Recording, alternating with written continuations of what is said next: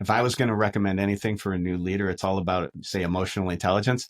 We're so nervous and so uptight and so concerned about what's going on around us. And it's just like, hey, take the focus off of you, put it on them. And when you do that, you're not worrying about yourself. You're thinking about, how can I help this person grow? Looking for the inside scoop on payroll? Whether you're a payroll pro or just curious about your paycheck, we've got two podcasts you cannot miss. It's About Payroll delivers the latest trends for payroll pros, and It's About Your Paycheck is here for employees, breaking down pay and rights in simple terms. Two great shows, two great hosts, and endless insights to keep you informed and empowered. Subscribe now and elevate your payroll knowledge. Brought to you by Work Defined, where payroll meets people.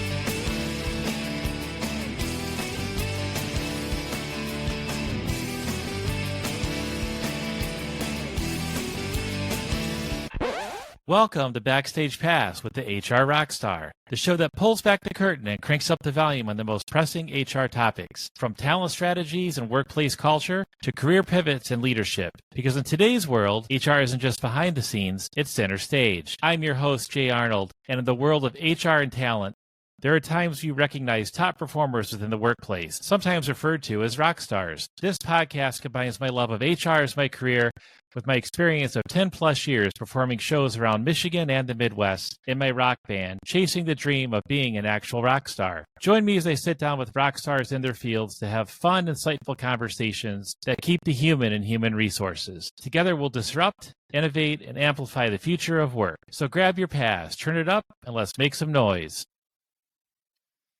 Today I'm joined by Emil Everett, a seasoned entrepreneur and leadership expert with extensive experience in strategic planning, negotiation, and sales. He is the founder and CEO of New Amsterdam, a training and coaching firm. With over 2 decades as a program facilitator and coach, Emil has engaged professionals from more than 100 industries across North America and Europe. He has conducted over 900 online sessions since 2020, adapting swiftly to the evolving landscape of professional development.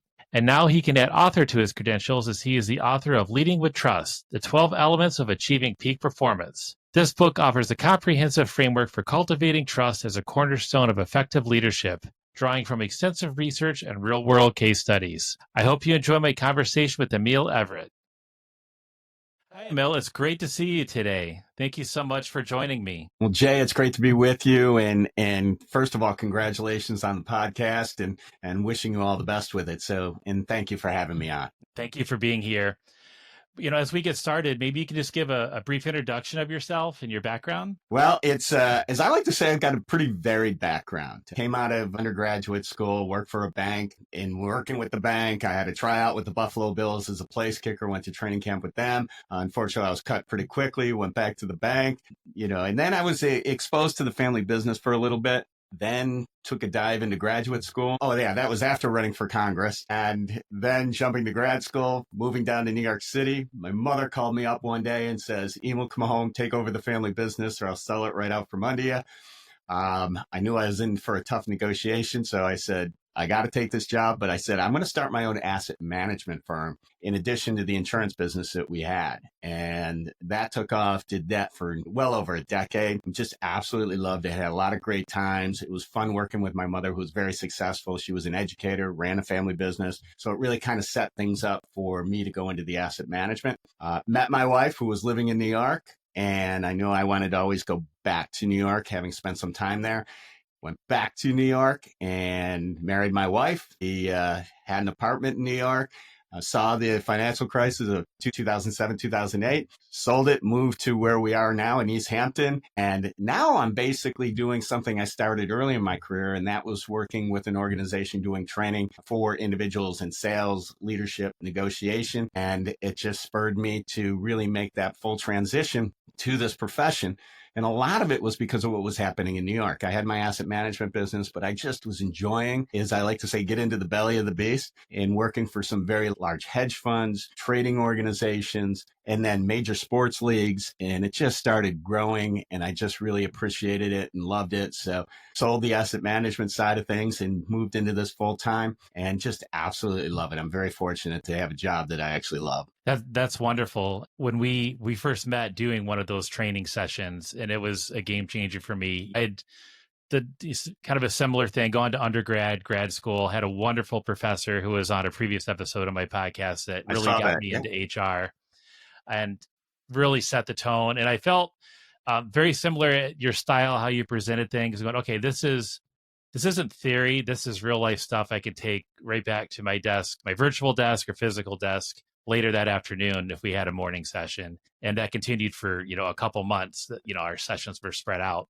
and it was fantastic. And I'm glad we stayed in touch, through this time as well. Yeah. And it goes to the core of what I really like to do is bring some practicality. Having you in the group, that was so much fun. You had a really great group, and it was just enjoyable. And by the way, you made it easy for me because you always had, some comments, you challenged me. And when that happens, that's the best of all worlds as a facilitator of programs, especially with what the leadership program that you were in. It just makes it fun. And there's nothing better than having people like you in a program that bring out the best. You highlight, you compliment everything that I try to do in those programs. So it's a pleasure to have someone like you in the program versus the ninja, versus that person who really wants to take you out. That's always fun too, because it's that challenge. And at the same time, though, it's a lot easier when I have someone like you in the room. I really appreciate that. It was great because I still stay in touch with my cohort here and there. I think there was 3 or 4 of us, and I know 2 I'm connected with on LinkedIn. One is now working for a large OEM here in Metro Detroit, and he's doing very well. And another person I saw recently, we just moved into a new leadership role.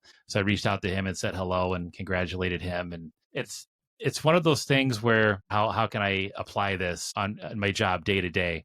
Speaking of that, one of the reasons I wanted to have you on is you mentioned during that course you were working on a book, and I'm so happy that you're releasing your book, and it's called Leading with Trust. There we go. Finally have it in print.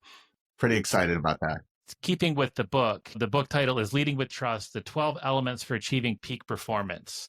Can you give an overview of the 12 elements of trust and which elements maybe are most challenging for leaders? Well, it's a book that's in the work for a long time. And I have to say, I was very fortunate during COVID because everything went virtual.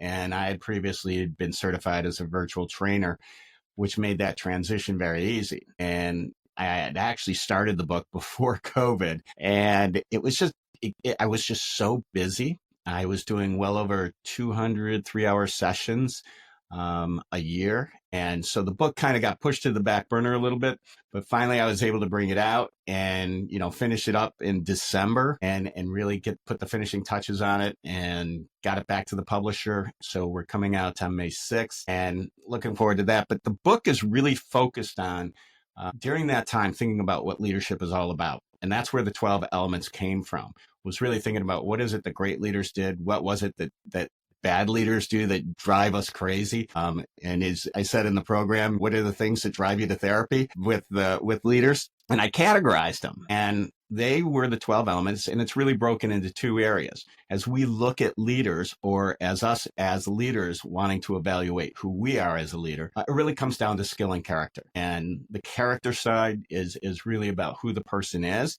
thinking about their motives, for example, and is their heart in the right spot? Are they driven for the right reason? And then we go and think about their values, because as leaders, we need to express our values so people understand who we are. Those values represent the ethics, so how we behave. And on the character side, this is the focus of the book, is taking a look at those areas and breaking it down. And we talk about credibility, we talk about respect. And interestingly, when it came to the character, it really got me thinking about, as individuals, as leaders, we lead people from all over the world. And in individual cultures, we put different focuses on those aspects, say credibility, respect, and who you are as a person, your values. Every region of the world puts different emphasis on those things. So character is very important. And then the second side of it was really the skill side of being a leader. And as new leaders take on that role in most organizations, I think I heard some stat, like 70% of organizations don't provide leadership training for new managers, which is kind of scary. So we wanted to focus in on the skill sets and really understand that there are those leadership aspects of saying the vision, kind of setting the vision for the organization, much as famous founders have done for their organizations, whether it's Steve, Elon Musk, even dating back to the days of the Gilded Age with the Rockefellers and the Morgans. They all had visions of who they wanted to be and what they wanted their organizations to be, and then orient the organization to get it where it needs to go. And then come to the management side of things to ensure that these things are executed on. As we talked about, say, in the program, there's great leaders, lousy managers, great leaders. And the focus of the book is really understanding the management side as well, and such things as performance drivers. So there's a lot in the book for a short book, and I wanted to make it clear, concise, to the point, so people got value out of the book in addition to the content, making sure I respected their time in reading it as well. One of the major themes is trust. I remember talking about that in our training sessions. And I mean, trust to me is everything. I had a great leader that approved my training for this when I had joined her team. I remember telling her that I said, yeah, I'm really glad that I was able to get into this session for this many months, and thanked her in one of our one-on-one calls. When I first joined her team, she told me, I start everyone off. I trust everyone that's on the team until someone gives me a reason not to. I said, that sounds great, because one, we've known each other, but we're getting to know each other on a different level now of being a partner to each other, a leader leading a leader, essentially. She was leading a team of leaders. And trust, whether it's a core value at an organization or just something you live by or something you lean on as a leader, when that trust is shaken, I looked at it, you mentioned this in one of the aspects of your book, and things start falling apart.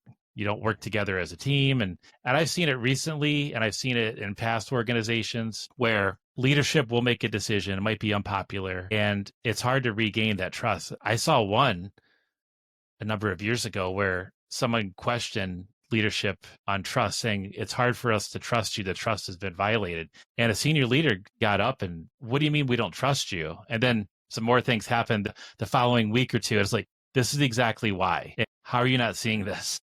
You might be looking at surveys where people are saying one thing. Surveys may not be telling the entire story. Yeah. Trust goes to the heart of the matter. And trust needs, there are two sides of it. Some people say you have to earn your trust.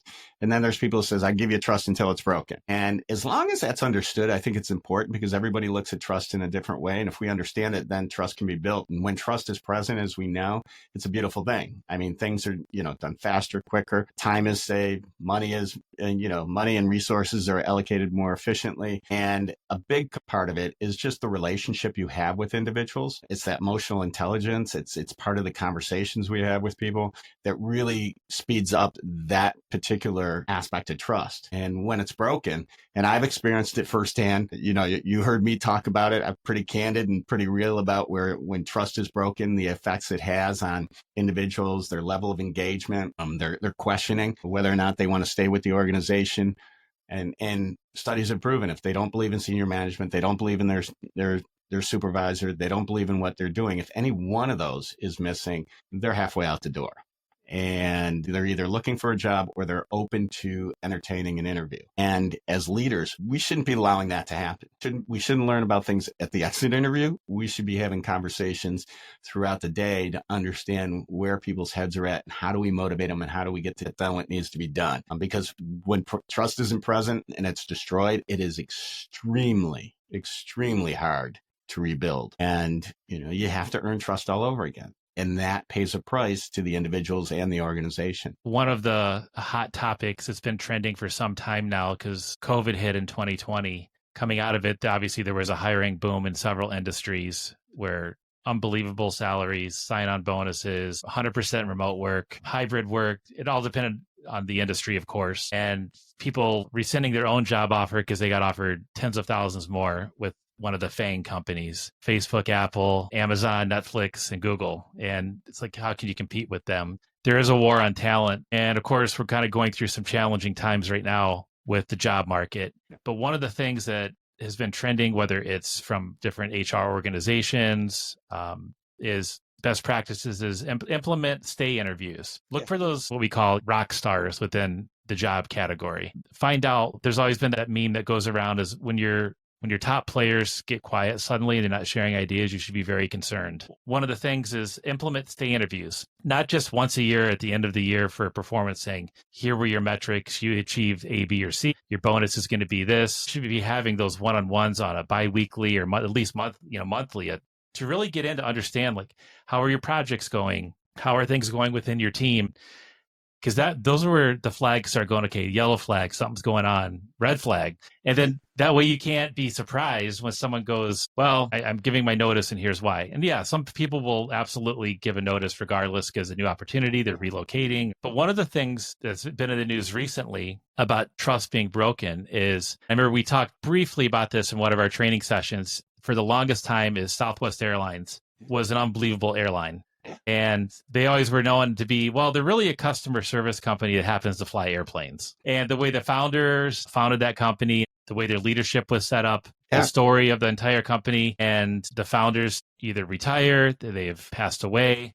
Now a hedge fund has come in and there's no more bags fly free. They've had mass layoffs for the first time in their history as an organization. Even after 9/11, they never laid off a single employee. And now they're just like every other airline. And I used to fly them as much as I could. But now I'd have to stop 1 or 2 times to get to where I want to go, depending where I'm going. You're giving me a more incentive to give all my business to a large global airline where there's a vast global network out of Metro Detroit where I can get to Europe and Latin America and the Caribbean and all over the US 99% of the time on a nonstop flight, and maybe even pay a tiny bit more. But those mile points are going to add up quickly.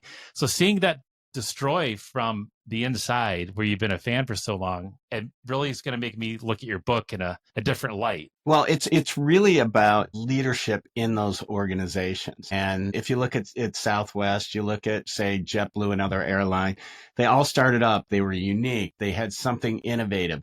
They were creative. They made it fun and engaging. They offered up different things that people just simply, it's kind of interesting. You look at JetBlue, they just basically reversed and went back in time and said, here are leather seats. Here are, the entertainment is free. And it's like, that's pretty basic things. Now everybody's embraced it. And you got to stay ahead of the curve. And I read about this in the book. You got to really stay ahead of the curve or else you're going to fall behind, and you got to keep innovating, and you got to be unique in what you offer. Another classic example is Starbucks. How many times can Howard Schultz come back and run the organization? And every time he's come back, it's just get back to your basic roots. Who are you as an organization? And what do you have, that makes you special, and play into it. And he hasn't come back into the role, but he's still saying, hey, get to the roots, back to your roots. I write about it in the book in terms of the first time he came back into the organization with the philosophy, hey, we can't do this. And he said, yes, you can. You got to get out of your own way. And part of this is really understanding that if we're going to build trust with our clients, we're going to build trust with our team, we're going to need to do the things that often involve risk. Because if you don't, you get complacency and then you just fade away. So you need to take on risk. And if you got to build that culture, if you have trust, you have good value system, you have a leadership philosophy, you can really ebb and flow to what's happening around you to make those changes. And one organization that historically has been great at it is now kind of suffering is Intel.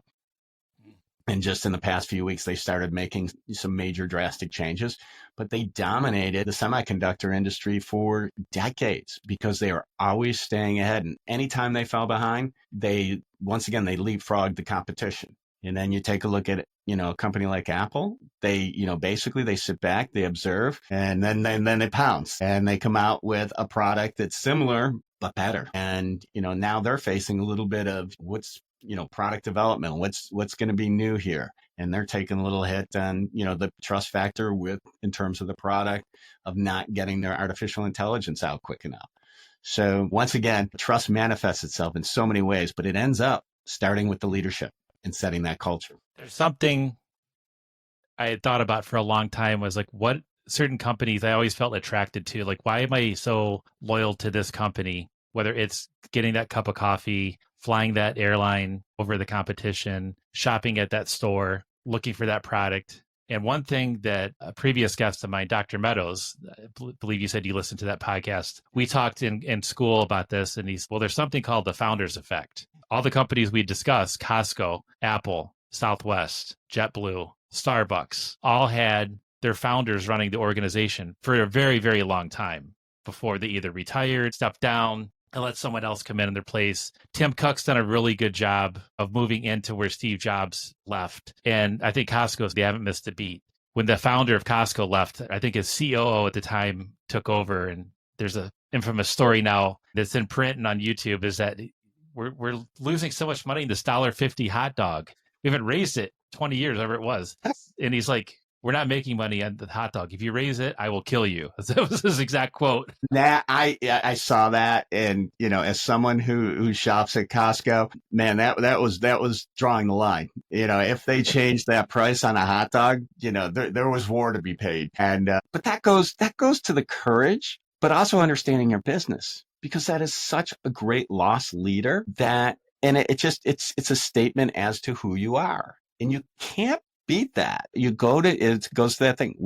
Who are you at your core? What do you believe in? And a lot of times, with these organizations that have grown really fast, you either go and commoditize yourself, or you're able to do it while maintaining that culture. And Costco is one of those organizations that's been able to do it really well. Southwest for many, many decades was able to do that well. Starbucks did it well, and now they suffered a little bit, and they kind of have to keep reinventing themselves. So it's a tough, and you need the right kind of leadership that understands the vision of the organization, where it's at, and how do you orient it to go where it needs to go. And once again, that's something I talk about in terms of the book. Usually we talk about vision and mission. It's really about vision, and then orienting that company to ensure that vision becomes reality. A lot of organizations can't do that. It becomes, your Kodaks of the world. They had the first digital camera, but they weren't willing to orient the organization to say, okay, this is going to be the future. We have the chemicals, in the photos, the processing for what we have now, that cash flow. They didn't adequately use that cash flow to fund the next wave of digital photography, which they invented. So once again, that's leadership, understanding, where they are and where they need to go. Yeah, I was telling a friend of mine, and he had flown JetBlue for a long time. He's like, yeah, they're so great. And I said, well, you realize who the founder is? He's like, no. And I said, you realize where he got his start? He's like, no. And I was like, Southwest. Like, he actually created Morris Air, and then Southwest acquired Morris Air in Salt Lake City. And he worked for Southwest. He was so innovative. They're like, this isn't working out. He had a non-compete. So what'd he do? Go to Canada, started WestJet Airlines, the Southwest of Canada, and then came back and launched JetBlue in, I think, the fall of 2000, if I remember correctly, a year before the industry changed dramatically. Yeah, and I can't think of the gentleman's name right now. Then he went on down to Brazil and started an airline down there. Yeah, David Neilman. Yes, that's David. And by the way, I actually did have a chance to meet him once. Buffalo, my hometown, was one of their first, flights. And I think it's still on the board is 01 is Buffalo. And they were running like 14 flights a day at one point. I don't know if they're still doing it, if not more, because they revolutionized the market where it used to be $400 to fly to New York one way. Basically, he cut that down to like $50. And that was just such a game changer. And in the quality, and they still have it today, but they've moved more towards just being a major airline. And what is it they can do to stay ahead of the curve? What's their next step? We've talked a little bit about the different organizations here. Can you share a real world example where trust really transform a team or organization that maybe you've had the pleasure of working with? What were some practical steps leaders could take today to ensure that they're building trust within their teams? Well, I think, as you know, probably my favorite example comes from my hometown. I am a Bills fan. They didn't go to the playoffs for 17 years. You're the Lions. Very similar. And the Bills, they kind of, Terry Pegula came in as the owner. He kind of cleared house, and it was really, and that's some of the fundamental things. Sometimes you just got to clear house and clean house. And they're doing that in a number of teams have done it. I know right now, for example, the New York Mets have actually, the whole staff has been offered, from what I understand, they've been offered early severance packages just to kind of clean house. And in some respects, you got to do it. It's not easy. And then you bring in the talent that understands a change situation, a turnaround situation, and then guide it through that turnaround and then move it towards an extended growth period. And in Buffalo, it's kind of been interesting to watch, because having gone to training camp with the team, I was involved with it as president of one of the organizations closely tied to the organization with the business people in Western New York. So I kind of saw firsthand how this all developed, over time, from when they were really bad to how they started moving forward. And now they have a great general manager, a great, coach. And the coach said, trust the process. He had to get the buy-in. And every one of the players has basically had a really good relationship. It's finding the right people with the right attitude. But once again, it starts at the top. McKinsey did a study and said, if you're going to build an organization, you're going to do it right, and you want that buy-in for trust, it starts with the ownership. And it's the ownership to every level of that organization. It's not easy to put together, but once you put it together and you have an organization that communicates, talks with each other, throws things on the table, you have that transparency, things get resolved pretty quickly. Once again, I came from college football. I played in college. I had as a place kicker, we don't have to go to practice as much and do as much. We get to sit back and watch a lot. And I was very fortunate. I had a great coach, and I got to watch what he did with everybody, whether it was one-on-one or whether it was in a team meeting. I was there more just to watch it. And it was fun watching. And he was such a great guy, and his staff was wonderful, that it was just a great experience. So in terms of that, that's where we see it most frequently. And then you see the teams that just continue to go on, can't help but hurt itself over the long haul. And like I said, the Bills went through that, but they finally able to turn it around. From organizations I've worked with, it's probably the toughest thing is talking to management and saying, you know what? We need to have a conversation and have some tough conversations, because they send their people to training, and their people at training come back and they say, it's my boss.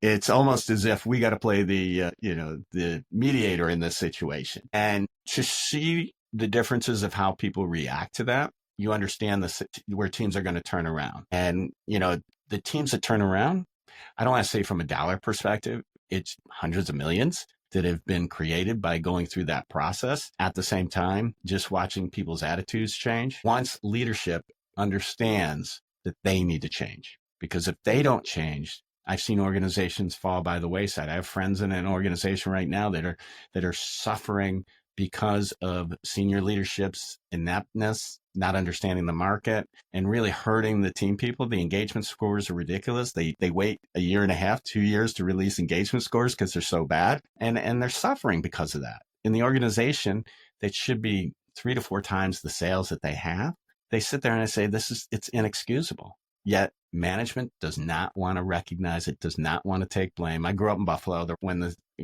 steel mills closed, people actually, they retreated and they wanted to protect themselves and their little fiefdoms, if you want to call it that. And I've seen that, firsthand. And that's basically what those leaders are doing, is they're protecting their little fiefdom, just ride it out and not take the risks and do the things that really aren't risky, because if you do them, you're going to get better results. So it's interesting to watch as teams and organizations go through those changes.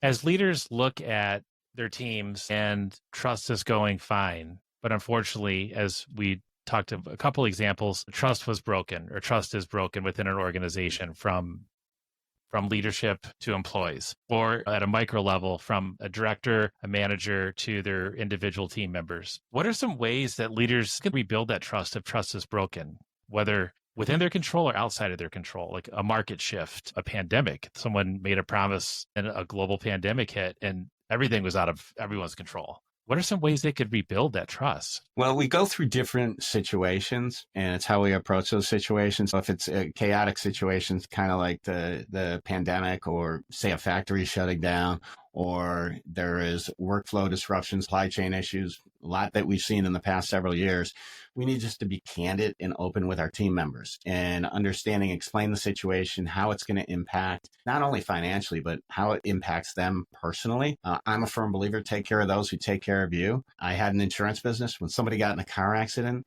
my first care was, are you okay? Not was, okay, tell me what happened. My whole thought process is, I'm here for you. I'm going to talk to you, and then address the situation. Now, if it's just a situation where trust has been broken, you have to admit it. You have to throw it on the table. You have to have that tough conversation. You can't hide it. If you do that, that's one big step in addressing that situation and admitting it and stepping up, saying, I made a mistake. And in what ways can we solve this together so that we can rebuild that trust? And be candid. It may never be the way it was, yet if I earn the right back, I will do everything in my power to do it. And then lay out a game plan and dot the I's, cross the T's to ensure what happened before doesn't happen again. Yet if we are not candid, if we aren't transparent, if we aren't strong enough to have that conversation, ultimately that relationship is going to deteriorate with the team, with the organization. What are some daily habits or mindset shifts that really help cultivate trust-based leadership? I would say, it really is, if you want to build trust with people, let them, how can I say this? Take an interest in them and they'll take an interest in you. Have conversations, talk to individuals. If I was going to recommend anything for a new leader, it's all about, say, emotional intelligence. We're so nervous and so uptight and so concerned about what's going on around us. And it's just like, hey, take the focus off of you, put it on them. And when you do that, you're not worrying about yourself. You're thinking about, how can I help this person grow? I think it's John Quincy Adams that had the quote, if you help that person learn more, become more, do more, you know what? That's a leader. So if you focus in on helping people grow in terms of achieving goals for the organization, create that alignment, that's what great leaders do. Because not everybody comes to the organization, comes to the table with the same goals. Everybody has their own goals. Yet if we can align it with the organization, we can get it done. The only way that happens is first by having a conversation. So when in your career did you transition into founding of New Amsterdam, and what led to that decision? As I mentioned, my mother made me an offer I couldn't refuse in terms of coming home and taking over the family business. I knew insurance wasn't my mainstay, yet I saw it as an opportunity to really seize an opportunity, something I saw happening in the investment field, something I'd wanted to take advantage of for a very long time. And I'd worked with one organization, said they were heading in that direction, and clearly they weren't. And it was really the fee-based business for investments versus doing transactional stock trades with a commission. And that business really wasn't even in sight for most people. And I saw, hey, this is a great way to really run a business, to really help individuals where, both parties win. If I do well, I make more money. If you make more money, you win as well. So it was really an opportunity to do that, and then do it at a rate that wasn't really prevalent at that time, because I had low overhead, low costs. So I could offer a very extremely competitive rate, kind of built on that Vanguard model. Also, what was happening at the same time was exchange traded funds, an investment product that had low costs. So with low fees, low costs, with a focus on them purely in terms of their investments and their goals, it was kind of ahead of its time. And I was one of, say, Fidelity's institutional investor platform. I was one of the first on that platform in terms of advisors. And so I was ahead of the curve. And that's kind of like leadership. You're trying to find, that opportunity and stay ahead of it. And that's what really drove me for years. And that was originally, I had a different name for it. And then I changed the name of the organization to New Amsterdam to reflect my two favorite cities in the world, Buffalo, my hometown, and also New York City. They were both originally named New Amsterdam. And that's where it came from. That. Yeah. And that's how I picked the name. And it was great. And then as time went on, I had been exposed to the training world because that helped me grow my business. And I was like, this is fun. And then once I made that change to New York City and really getting into consulting and training, I was like, I love this investment stuff, but I don't have to worry about the markets as much. I've done extremely well in the markets, even lately. And I was just kind of like, you know what? I enjoy this without the headaches. And also the regulatory things. So it was just an easy transition to make that choice and to do what I do now. So I can't say it enough. It's just too much fun. Looking at your book, I'm so happy that you're releasing this book. I can't wait for everyone to find it online and dive into it. And I know a handful of people that really love books like this, and I'm going to be sending them the link on Amazon once it's live and or for the pre-order. Thank you. Where can people find your book and follow your work going forward? Well, it was put out by a division of Forbes Books. It's called Advantage, and it's going to be, it's basically everywhere. So it's on Amazon, Barnes & Noble, Target. It's on every major platform for book buying. Apple Books has it. So, I mean, there's really no reason to hold you back from getting your hands on it, because it's really a book I wrote with the best interest of helping individuals become leaders. It's a great book for leaders who want to just have a perspective and understand, hey, even with years of experience, decades of experience, how can I sharpen the tool, so to speak? And then the last reason I wrote it, and I put this in the acknowledgement, is, I have 3 boys. And given the fact that most people don't get the right training for leadership, I know sometime in their life, they're going to be presented with an opportunity to step up. And if they have the opportunity to do that and do it right with some guidance from the book, they're all the better for it. And I already have one son who's already finished reading it. So, and he enjoyed it. He finished it in like less than a day. So the other 2, they're kind of getting through it, but I was happy to see the one son just, crush it in less than a day. I think I saw that picture on LinkedIn. He was sitting in your car reading it on the way somewhere. That's what your comment said. That's great. Yeah, that's my son Colton. He's a soccer player, and we talk about being a leader on the field, and he's always been in that kind of a position, and he's had his opportunities to step up, and he's learning. So these are life lessons. And it's kind of funny. My one son, he's like, multiple friends are starting to ask for the book, and I'm like, all right, I'll give him a free copy. It's been fun. Well, it's pretty cool if your kids, their friends are asking, hey, my parent wrote a book. You have to use that as a marketing ploy. Yes, I don't say I'm going to exploit the children in my town, but it's kind of a fun thing. I have a great relationship. I had the opportunity to coach many of them with town soccer, as we call it, and did that for 7 years, twice a year, spring and fall. And the kids are great, and to watch them grow and have fun and still stay in touch with them, it's just fun. And so they're kind of having fun with me with the book. I'm having fun because just seeing them grow, and it's awesome.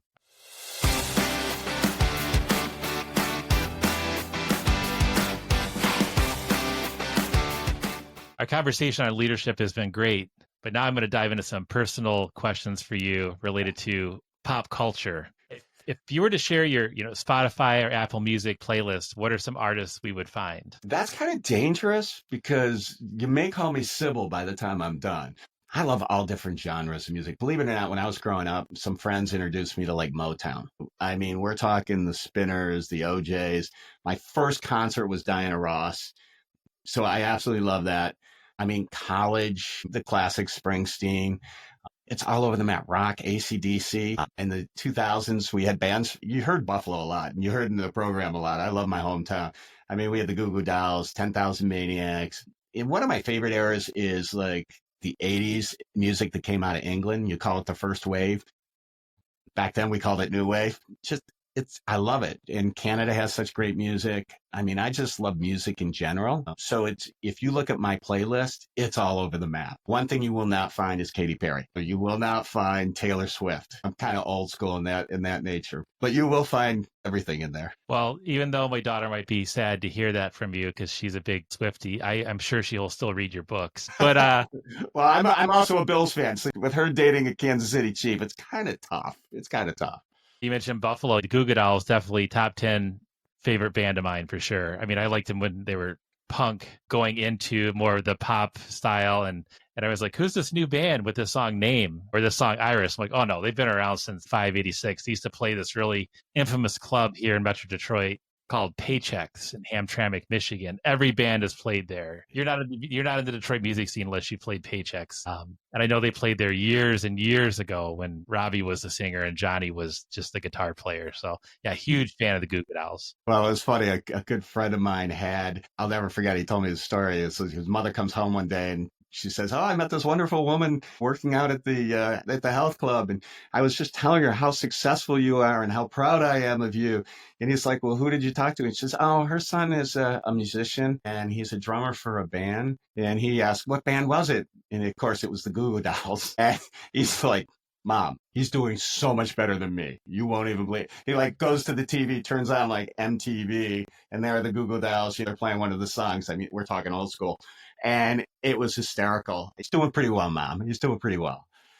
They played a Detroit show, one of their biggest albums. It had to be early 2000s. And they were doing an in-store meet and greet, signing their new album. For all you kiddos, these were CDs I'm referring to. And we stood in line. I wanted to meet him. I was going to the show later that night and took some pictures with the guys. My bass player was with me at the time, and I had a T-shirt of my band. And I said, Johnny, can I get you to wear my band's T-shirt on stage tonight? We're all going to be in the crowd. He's like, well, I don't know about that. And the drummer grabbed the T-shirt. We took a picture of it together. That was funny because we all had flyers on us, handbills, and we were in the top balcony of the State Theater, now called the Fillmore, downtown Detroit, where they were playing. And as they were saying goodbye, the crowd started emptying. Well, we took all of our flyers and threw them off the balcony so people would see these flyers, and that we were playing St. Andrews Hall a week later, right down the street. And it's like, street level, pounding the pavement marketing. That's what we were doing for sure. I was going to say that's beautiful marketing. You may not get away with it today, but I'll tell you something. That's, and that's thinking outside the box. That's just in a spur of the moment. You see that opportunity, you got to seize it. That was our social media post back in the day, throwing hard paper to the people that we might share the same kind of crowd, same kind of fan, versus just posting it on one of the social platforms now and then forgetting about it 10 seconds later. What was the last show or concert or play or event you attended? What comes to mind is just last October, which seems like a long time ago, was Blue Man Group in Boston. I don't know if you've ever seen Blue Man Group, but it's just an amazing show. It's interactive. It's a combination of music and how can I don't even know how to explain it. It's music. It's just an experience. I can't think of anything else to explain it. But I took my boys to it and we just had a bit of fun time. It was just so much fun. So if you ever have a chance to see Blue Man Group, take advantage of that opportunity. Because I think in New York, they're actually closing their performances in New York. But I think like in Vegas, Chicago, and Boston, they're still around. Yeah, a drummer he was in a rock band that I followed for a long time in the late 80s, early 90s, and he became one of their drummers for a long time. So it's been on my bucket list to see. Maybe we'll make our way to Vegas and see it or something. It's fun. What is a fun or unique fact that many people may not know about you? I think the one I share with the most, I think I shared with your group, is I'm a diehard skier. I mean, I don't think there's anything in my life that gives me greater happiness than being out on the slopes with my boys. I taught them how to ski, and now to see them up in skiing, kind of something that my parents did with me. My mother and my father had two great parents, and for them to teach me how to ski, and then for me to turn around and do it with them, and to watch them grow and be able to ski with them now. And now as I'm starting to slow down and they're picking up, it's fun. It's fun. And it's just a special moment. So I think if there's anything in life, not to be confused with the ski resort itself, Solitude, it gives me that peace of mind. What was the last show you binge watched on one of the streaming platforms like Netflix or HBO that you just really enjoyed? I just watched the end of Yellowstone. The last was 4 or 5 episodes. So I just did this over the past weekend. I was like, I'd actually forgotten about it. I knew that they did it, and I kind of purposely avoided any news on it because I didn't want to, spoiler alert, because I really love the series. And so I will binge watch the last of that. And then the other one was The Recruit, which I'm not sure they're going to renew. So that was good. I really enjoyed that one. And then, of course, since we're kind of talking about it, my favorite one of all time is Ted Lasso. Talk about leadership. Not to bring it around, but, just a great show that has so many great little tips on leadership and in such great humor, too. I interviewed an employment attorney recently, and that was one of his favorite shows. And he talked about how he retweeted so much of the show when he was on Twitter back in the day that Apple sent him a thank you box. He couldn't believe it because he basically was giving them free marketing. Wow. So my YouTube version of his show, I have a picture of Ted Lasso. And now my wife and I and my son have dived into the show because we have Apple TV now. And we're on season 2 already. And we're like, oh, I totally get it now. We really love the show. It's so well written, and I guess now they're coming back for another season. To the extent Ted Lasso it's Jason. How do you pronounce his? Oh, Jason Sudeikis. Yeah, Sudeikis, and him coming back, but still, it's just such a great cast. It's just well written, and it's a great show. I think I'm gonna have to get one of those Believe signs and hang it on my wall here in my home office because it makes so much sense now. We have like 1 million coffee mugs with the Believe on it. I gave one to each of the boys. They love it. And, it was a great timing too, because it was during the time that I was coaching them in soccer and we were just having fun. It just made it fun. And by the way, we always played London Calling from The Clash on the way to the games because that was the theme song for soccer. and because we're big fans of the Premier League. As we're wrapping up, what are some final takeaways for listeners on leadership and trust? At the end of the day, it's all about people. It's all about showing that respect. It's about taking an interest in others, and they'll take an interest in you. It's setting people up for success. It's making sure that you set expectations and you really do set them up for success and give them an opportunity to grow. As I ended in the first half of the program that you took with me, for example, my son Colton, there was an opportunity where I needed to step in and coach for one of my kids. And my twins team, the coach didn't show. And I turned to Colton. I said, Colton, you want to coach? And he said, yeah. And he said, and I said, what do you need to do? And he labeled off everything I taught him as to how to get ready before the game. He did it with the kids, got them lined up, went to the sideline, started coaching. And it's the story I open up with the book. And it just exemplifies, how many times do we have an opportunity to let others lead? Yet we end up doing it ourselves. It's called delegating. It's called handing off. It's called really succession planning. But once you do it, it's one of the great joys in life to watch people do it. And as I say in the book, hopefully people will do that for others and enjoy the rewards, the feelings I had in that moment as a proud father, they will as a proud leader. Emil, this has been wonderful to sit down and connect after all this time. I'm very happy for you and the launch of your book, and I'll be cheering from you both in the real world and the digital world online. If you found value in this, please be sure to subscribe and keep rocking HR excellence.